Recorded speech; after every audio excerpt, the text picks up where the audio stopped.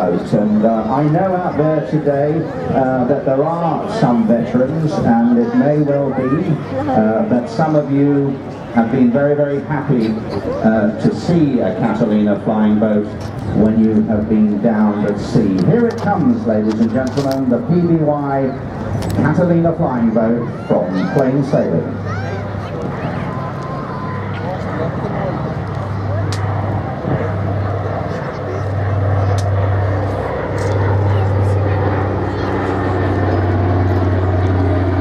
Wonderful, graceful machine. You can see there it is actually an amphibian.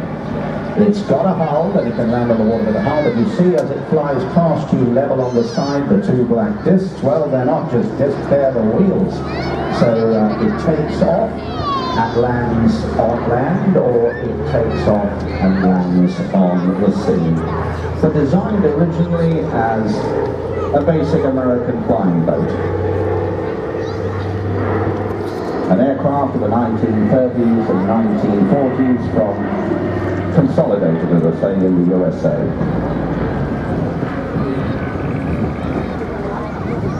Over 3,500 of these aircraft were built, but so very few remain. Over 600 were built in Canada. And quite extraordinarily, I think it must have been the Catalinsky, one of their direct copies from our chums over in the Soviet Union. They in fact built 24 in Russia. You can see it really quite maneuverable. Those two big radial engines and a massive wing that gives it a tremendous amount of lift, and also a slow flying capability. Well, as I say, they're remembered very particularly for their rolling rescuing down there, and they saved thousands of air crew lives during the war.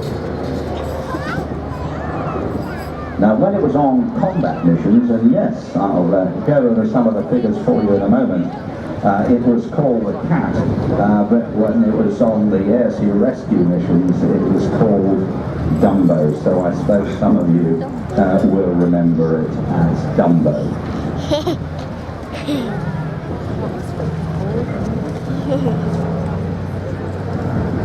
Ladies and gentlemen, just a wee thing. If those of you on the left-hand side of the crowd line could contact the people that are down on the beach to get them clear of the water. They are actually infringing the flying regulations that we have to adhere to, and it would be a great pity if we had to put a stop to the flying display. So if somebody can get out to the people on the spit, either organisers or individuals, to get them to come back behind the flight line, that would be great.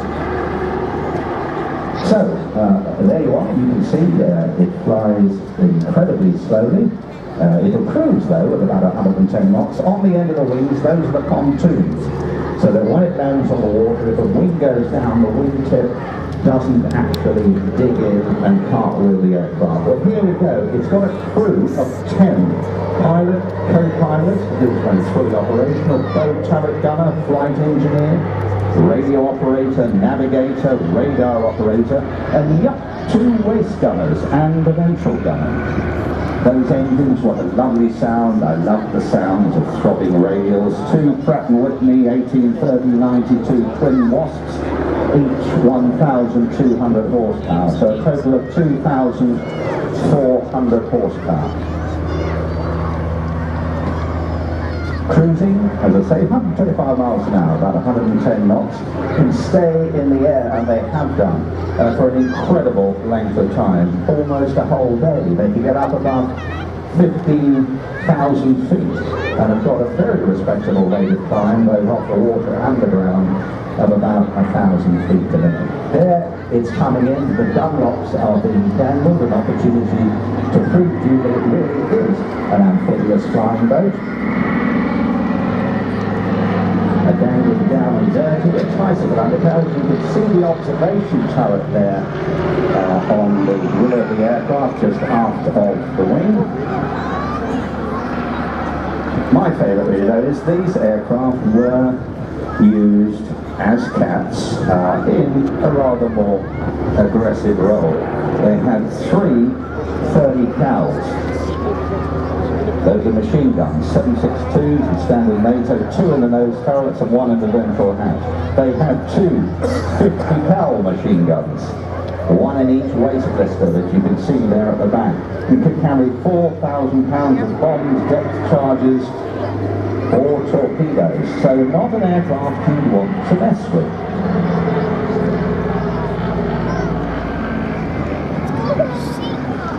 And the marvellous thing is, if you did have a wee bit of a problem, and of course being a twin-engine aircraft, you can fly quite happily, particularly at display weights on one engine.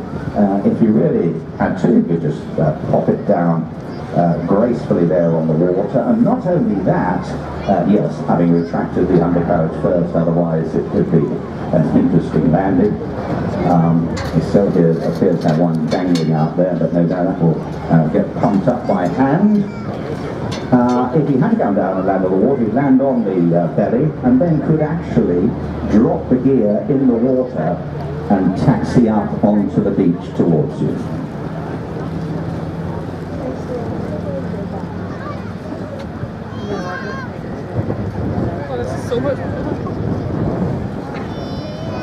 So there we are. What a wonderful, wonderful machine.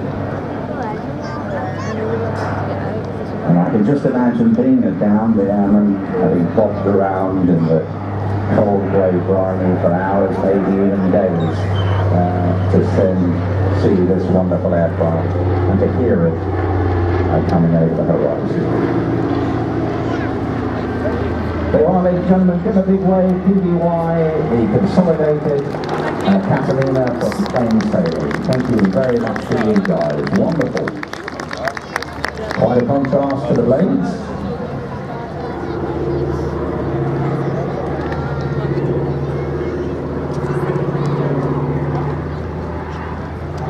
Last chance there for a sunlit shot.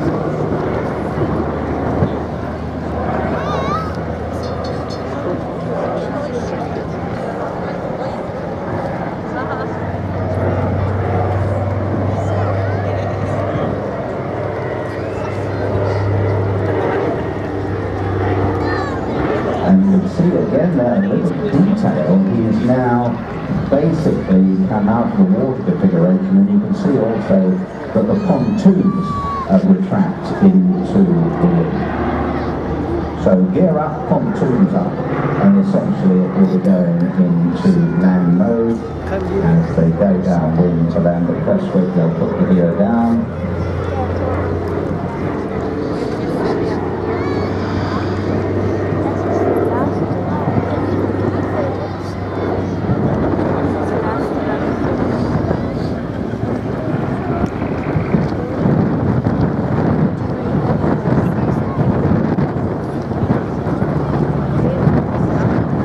One of the very few of the Catalinas that you will see in Europe, but they are still used in all sorts of roles around the world, not least of which is as firebombers.